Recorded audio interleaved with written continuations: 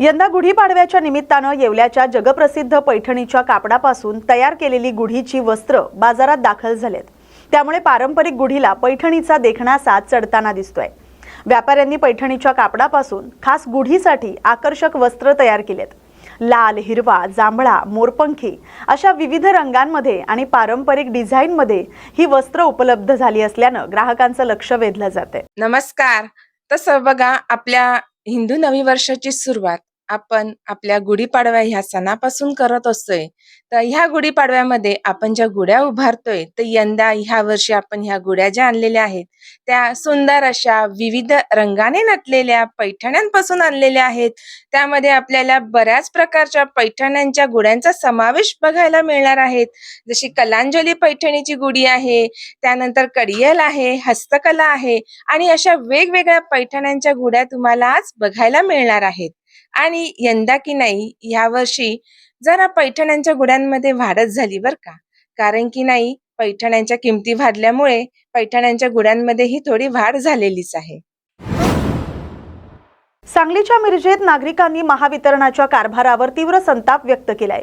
नागरिकांच्या म्हणण्यानुसार किरकोळ थकबाकीसाठीही महावितरणकडून ठेकेदारांमार्फत वीज कनेक्शन तोडलं जाते आणि ही कारवाई उन्हाळ्यात आणि सणासुदीच्या काळात केल्यानं नागरिक नाराज झालेत। विशेष म्हणजे काही नागरिकांच्या फक्त 1-2 महिन्यांच्या थकबाकीमुळेही वीज कनेक्शन तोडण्यात आलं असल्याचा आरोप आहे।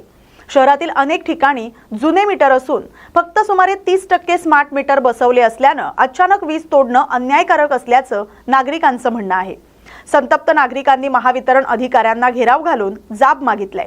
अशी कारवाई पुन्हा झाल्यास तीव्र आंदोलन छेडण्यात येईल असा इशाराही देण्यात आलाय। या प्रकारामुळे मिरजेत महावितरणाच्या कारभारावर प्रश्नचिन्ह निर्माण झालंय। आज मिरजमध्ये महावितरणमध्ये जे काय गोंधळ कारभार चालू आला आहे त्याबद्दल इथं सर्व मिरजेतली जनता आज इथं MSCB मध्ये विचार करण्यासाठी सर्वजण इथं जमा झालेत। तर इथं भरपूर प्रश्न आहेत। आज इथं आम्ही आलो होतो की जे काय स्मार्ट मीटरनं जी सिस्टीम चालू केल्या त्या आज इथं त्यांनी ऑफिसरला प्रश्न विचारल्यावर त्यांनी सांगितले आजपासून सुरू झालंय। जी लोक 1 महिन्याची बिलं किंवा 2 महिन्याची बिलं थकीत आहेत त्याला काहीतरी ऍड केले म्हण सिस्टीम, ते लगेच बंद म्हण। त्या लोकांच्यावर तो मोठा अन्याय व लादत चाललेला आहे हे आज दिसून आलंय। कारण यासाठी त्यांनी MSCBच्या बाहेर सुद्धा कुठला बोर्ड लावलेला नाही किंवा मिरज मार्केटमध्ये सुद्धा कुठला बोर्ड लावलेला नाही आहे आणि कुठल्या ग्राहकांना तसं पॉम्पलेट काढून सुद्धा दाखवलेलं नाही किंवा सांगितलेलं नाही आहे। ही एक मुजरीगिरी हिंदुस्थानमध्ये किंवा भारतामध्ये लादली चाललेली आहे। कारण हे अशा प्रकारे जर लादत असेल तर हे सर्व ग्राहकांच्यावर मोठा अन्याय होत आहे।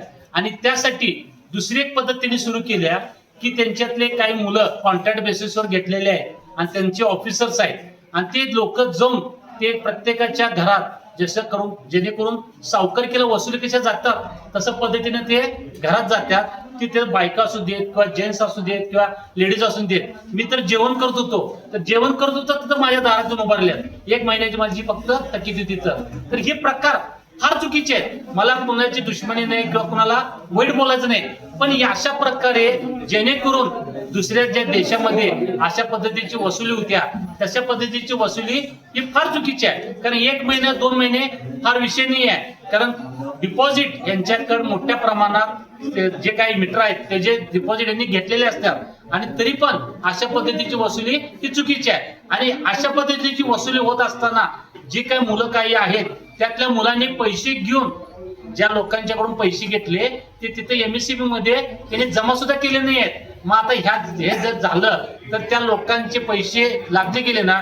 कारण त्यांनी काय म्हणतात, तुम्ही जे काही पैसे आहेत फोन पे न किंवा गुगलवर मांडा।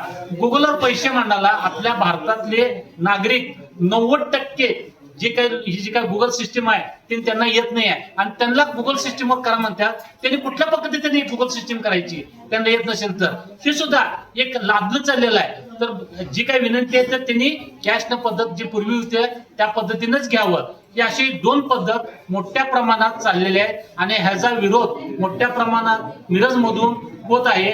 तर आज साहेबांना मी सांगितलंय जे कोण ते पैसे खाल्लेले आहेत त्या लोकांच्यावर जे काही आता लोक आहेत आता त्यांनी मिटवले तर ठीक, नाहीतर त्यांच्यावर दोघांवर सुद्धा त्या मुलावर सुद्धा आणि त्या ऑफिसर सुद्धा 420 गुन्हा मिरज पोलीस स्टेशन मध्ये दाखल होईल आणि जर त्यांनी दखल अशा पद्धतीनं घेऊन जर त्यांनी वरच्यावर जर सोडलं तर इथल्या पुढच्या काळात मिरजेतली सगळी जनता रोडवर उतरून इथे एमएससीबीच्या बाहेर आंदोलन ठोकील या तुम्हाला सर्वांना हात जोडून विनंती करतोय, सूचना देतोय, कारण हे असं करणं चुकीचं आहे. तर मिरज मध्ये तुम्ही राहतात तर सर्व व्यवस्थित सर्वजण आता रमजान ईद चालू आहे तर इथल्या लोकांची मी आता बघितलं 27 तारखेला त्याची 27/3 त्याच्या मीटरचं कटिंगची दिवस आहे. तर आज किती तारीख आहे? 16 तारीख आहे. हे अन्याय आहे, लक्षात घ्या. असं करणं खरं गुन्हा आहे आणि ही चुकीची पद्धत आहे. मी इथं कुठं नाही, सर्व समाजाला धरून मी चालणारा लोकप्रतिनिधी आहे. तर तुम्ही पण माझेच आहात. तर माझी सर्वांना एक हात जोडून विनंती करतो, मिरज ही खाजा सामना मिराज साहेबांची वस्ती आहे आणि इथं सर्वजण आनंदित सुखाने समृद्धीने व्यवस्थित नांदतोय आणि आपण खातोय. तर सर्वांना विनंती आहे की सर्वजण व्यवस्थित आपण तिथला कारभार राबवावा आणि व्यवस्थित सर्वांना सहकार्य करावं आणि एकजुटीनं राहावं ही सर्वांना विनंती करतो. जय हिंद, जय महाराष्ट्र.